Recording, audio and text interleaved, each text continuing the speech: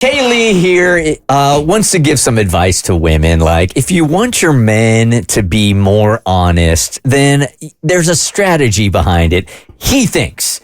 And we should also say the disclaimer, Kaylee's comments do not necessarily reflect those of the Bert Show. Yeah, maybe so. That's probably a good one. That disclaimer is literally on the front of every true crime podcast I've ever listened to. Well, anytime he comes on, we should actually have that produced. That would actually be cool. I would welcome that. But it can't be your voice. Yeah, right. Okay, yeah, that's fine. Okay. Yeah, so I've noticed this. It's an observation. And, there are some bad dudes out there who lie, steal, cheat, whatever. But I'm talking about the average, decent guy. Yeah.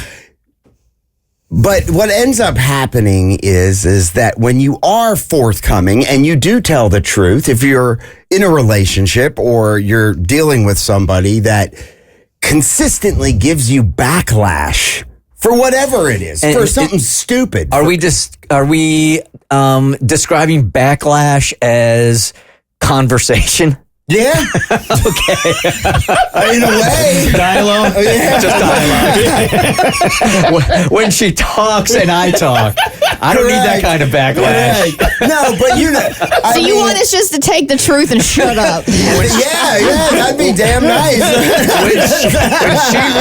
When she responds to what I'm saying, that's backlash. Yes. No, but I think, at least for dudes, and maybe you ladies have experienced this with a person you've dated. Maybe it's a dude. I'm not saying the roles can't be reversed, but it's like when you tell somebody something and then in the back of your mind that this could be an issue. It could be as simple as, hey, I'm going to go meet the boys for a drink. Mm-hmm. Right? Yep. But if you know that potentially is going to cause a crappy vibe when you get home, you might avoid it by just going, you know what? I'm just going to tell a white lie because I don't want to have to deal with it. And if I can slide that little white lie by her, well, then I don't have to deal with it, and she's none the wiser. Okay.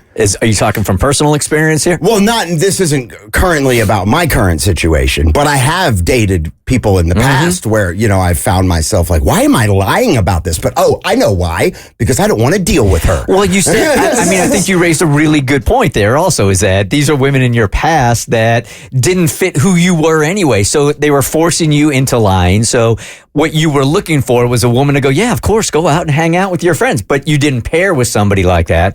So you had to have all these little white lies to squash the tension until you found Aaron, who's like, yeah, I don't even want you in the house. Well, yeah, but I still, even with my current relationship, at some points, I'm not saying I lie, but I might even question going, wow, okay, I know I'm going to get some backlash when I say this. If I bring this up, I know there's going to be heat, right? Yeah, or I'm going to come home to the cold shoulder. But this isn't really about me and my current, but I had lunch with a friend who is in a relationship where he's constantly doing that because he doesn't want to deal with the backlash or the bad vibe when he walks in the door. Bert, you've been in relationships throughout your life. Have you ever found yourself going, you know what? I'm probably just not going to just lay it all out here because I just don't want to deal with it. Not once, Kaylee. You can't do that when I took a sip of coffee. No, don't even know what you're talking about,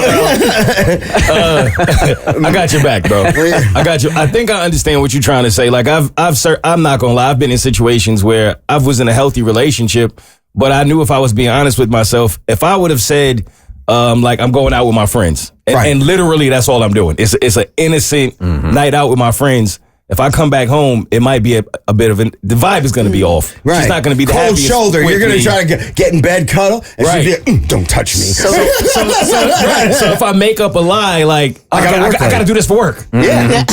I see what you're saying. Isn't the classic example like the dudes end up like at a strip club one night? It wasn't intended. You go to a sports club and then some dude goes, you know, it'd be really fun. Let's go to a strip club. So you all go there. Nothing happens except you're tipping, drinking. Yeah, you're looking at naked women. But you it know when you rain. walk in the house that it's going to be crap. So you're just like, she's like, "What'd you guys do?" And you're like, "I went to a sports bar. We just got drunk." No. But you Absolutely. omit the strip club. I actually, believe it or not, I got your back on this one. Oh, thank you. I think there are, and it's not even for like that extreme of a situation. No, you're literally doing what you're saying you're doing, Exactly, right? yes.